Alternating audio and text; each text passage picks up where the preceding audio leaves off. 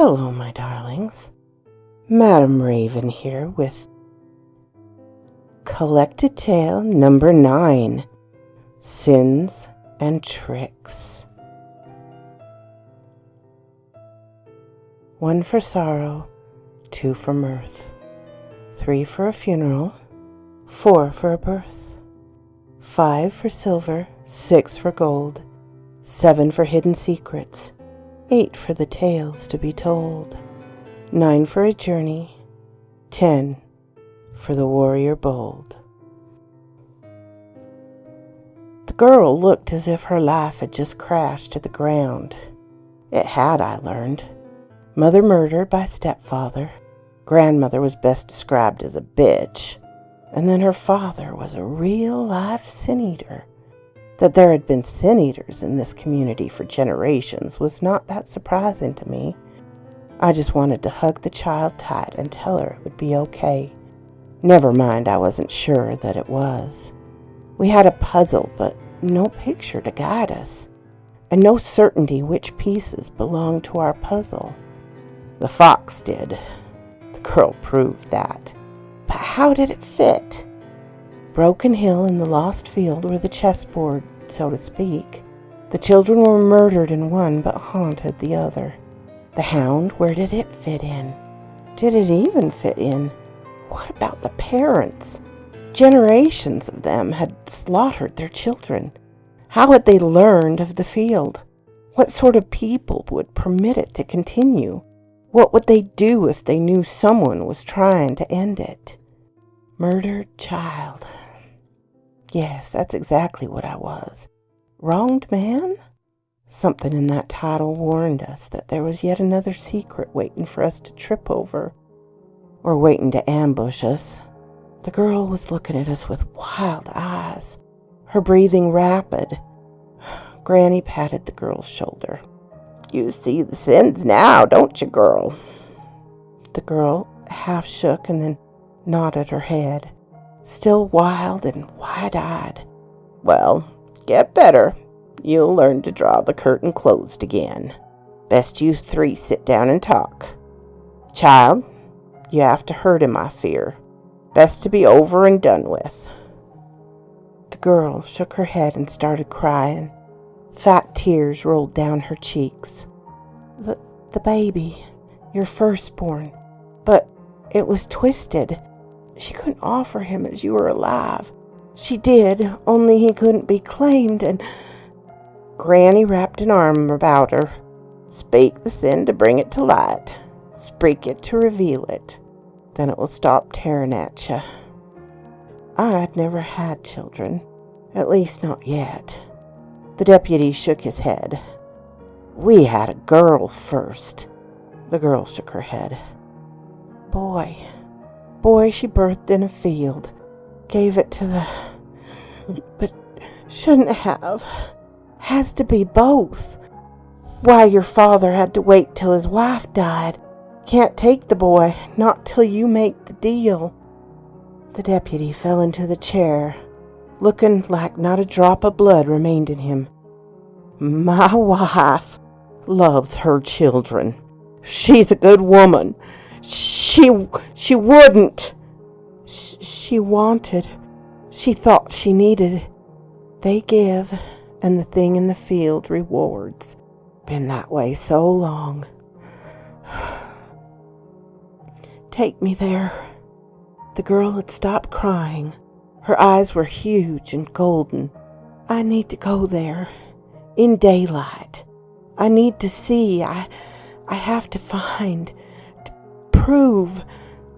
Granny pushed her forward. "Be quick. Don't let others see her." Neither of us wanted to return. The deputy was shaking and stuttering. Somewhere in his brain the truth was worming about and his life was being destroyed. The same as mine and the girl's. "I'll drive. I remember the way." The girl lay down on the back seat and we made our way in silence. Deputy and I both pretended to ignore the faint humming from the back seat as the girl tried to comfort herself. What on earth was Granny Tansy thinking? This child needed comfort, not to prove a nightmare. She needed a family. I was willing to bet she didn't have one. We arrived at noon. Sun bright overhead as we took the journey again. She ignored the barn completely, heading straight for the boat. She also didn't wait for the deputy as we were pulling the boat onto the other shore. He didn't even get a chance to call out a warning. But it wasn't spring wheat, nor new sprouted soybeans. Barren, frozen, snow-covered field. The air was bitter cold and I shivered. She moved round the field, irrationally as if seeking something. Finally she went to the edge and broke off a branch, attacking the frozen soil. She stabbed and scraped at the dark soil until she had gone down further than a plow would, into raw, untouched ground, and something gleamed. I went to pick it up and she hit my hand with the branch. "Don't touch." She poked at it with a stick until it was all revealed. A large golden coin. "Don't touch. Never touch." She went to the canebrake and broke some of the smaller ones into stakes. Moving about the field, she would stop and poke one of the stakes into the ground. She emptied her hands and returned for more. The deputy and I began to break off the makeshift markers for her. Soon, a giant, narrow X appeared in the field. She stopped and looked at it. "Gay boo." Before I could ask what she said, I noticed one of the stakes was slightly out of alignment, right beneath a pawpaw tree that would fall into the river eventually. I tried to count them, but shadows were growing long, and we were all three chattering with cold. The deputy picked the girl up. "Time to go." "What was it you said back there?" I asked her once we were bundled up in the car, with the heater on full blast. "Gay boo ruin," she murmured quietly.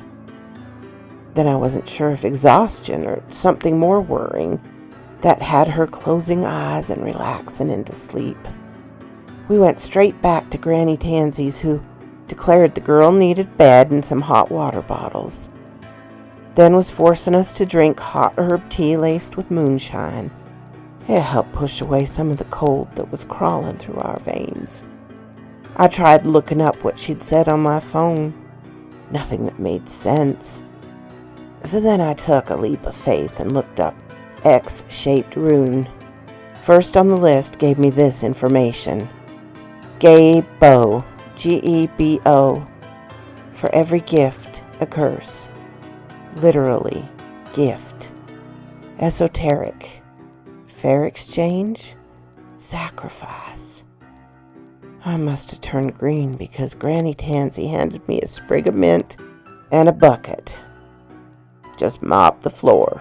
Old bones don't like doing that too often." I shook my head. "How have you managed not to poison all these monsters?" Granny sighed hard and sat down. "Wasn't the time yet. Been waiting a long time for you three." We all leapt up as we heard the back screen door slam shut. I checked the room and found the bed empty. The deputy and I followed. She was running across the pasture, the full moon showing her clearly. More, it showed what she ran towards, a canine form, the size of a yearling calf, and white as snow. I screamed out to stop, to come back.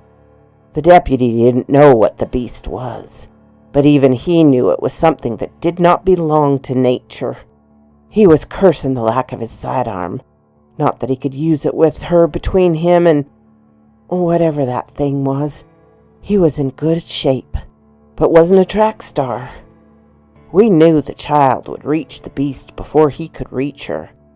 I knew what the white dog did to girls. I prepared myself for the screams, the blood, the terror. What none of us could be prepared for was her arms wrapping around the huge neck and burying her face into the white fur, nor for the creature to turn its head to almost hug her to it. Then it lowered itself to the ground, bringing her with it. She half laid atop it, and it curled about her. the huge tail wrapping her like a shawl. We slowed to not startle it, but the huge golden eyes were focused on us. Eyes as gold as the girl's eyes. She was crying again, heartbreaking sobs, tears washing the sorrow away. Eventually she quieted to dull hiccups, body limp against the silky fur. We came as close as we could before a warning growl rumbled from the beast. It wasn't harming her, it was guarding her. What was I missing? A few sniffles and she lifted up. Hands still knotted into the fur for support. It knows what you think, but you were wrong. The best tactic is to convince others your enemy is theirs, or that you are just a simple fox. Another sniffle and she was looking not at us, but at the great golden eyes that mirrored her own. Was a wealthy lord who bragged of his lands hunting, till day came and not hare nor fox did appear upon the land. He swore to the huntsman if he did not find something, would be the huntsman's children they chased. Lord, forgive me, if the devil himself were here, I'd bring him from hiding. At that moment, a fox sprang from its lair, and oh, how they chased, the hounds obeying the horses in full stride. They chased that fox till sun touched horizon. Then it was not a fox, but a devil there before them laughing. "'Tis my time to chase now." The hounds took fright and tucked tail back to the kennel. The horses reared and screamed in wide-eyed terror. The men all cried out. And so the chase began again, with hounds whining and horses lathered, with men screaming to any and all to pray for them, and along behind a tiny fox, not bigger than a cat, and folks swore they heard it laugh. The hounds fled. The horses one by one faltered, till the laird was cornered against a river bank. "Take as you wish, but spare me." "Your eldest girl child, and the eldest girl every second generation, to be mine till a bride I have for my own." The cowardly lord agreed, and so that night his daughter died, torn to pieces but what seemed the hounds cowering in the kennel, save the blood that was upon their coats and not their muzzles.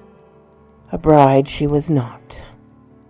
The family came to ruin, and to a new land came, but with them came the pact.